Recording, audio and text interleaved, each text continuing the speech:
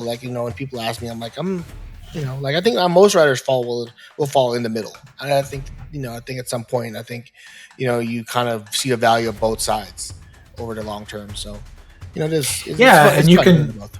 It really is, and if you know the story really well, Welcome to the Daylos Diaries. then why not outline it, right? If you know where you're going and have it, have the structure there and have your notes and everything.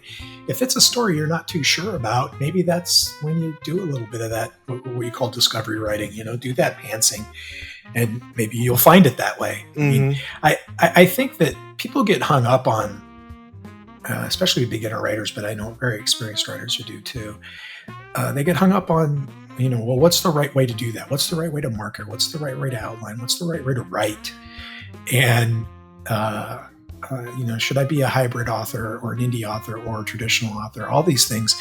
And I'm firmly of the opinion that what works for you is the right way, and nobody should be telling you otherwise. So go with it. Like if you're in the middle, you're in the middle. If you're one way or the other, go with it. Why not? I mean, if it's everybody's journey is different, not to get too metaphysical, but it is. And so that's kind of my philosophy. Are you self-published, indie, or traditional, or hybrid? Right now, I would say indie. I mean, I have one series that's with a traditional publisher. It's a closed series. It's done. But outside of that, I independently publish everything. And that's what works for me. I mean, I like the control. I like to have final say on the cover. I like to have final say on the edit. I like to decide what I'm writing next and that kind of thing. And so, but with that comes a whole lot of work and financial responsibility. So it's like it's a double-edged sword. Yeah. So what is your been the experience? Because I've talked to a lot of self-published authors. So what has your experience been like with the traditional side?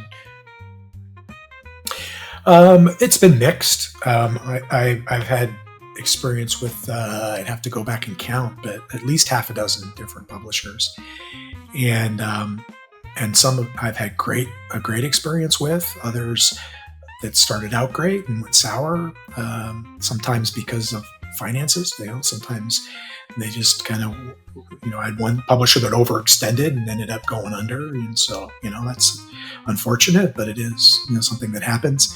And so it varies by publisher. The one thing that I think where I ended up with, like philosophically, when I was partially publishing my own work. So I was indie, I was hybrid because I had independent published stuff and I had stuff with a publisher that is a good publisher. But they weren't really marketing a whole lot at all. And so I kind of, when I sat down and did a pros and cons look at it, I came up with the idea that, the only two things really that a publisher can do for you that you can't do for yourself pretty easily, because you can hire an editor, you can hire a cover artist, you can hire a formatter, you can do all that. The two big ones were marketing, which you can do yourself too, obviously, but established publishers tend to have more reach and inroads and a system in place that is, you don't have to build from the ground up. So there's a significant advantage there if that exists. So marketing, and then cachet, legitimacy. To some people, a good number of them, it matters that A, you're traditionally published, and B, who with. And that can bring some weight to your work. And I was with the publisher, it was a good publisher, but they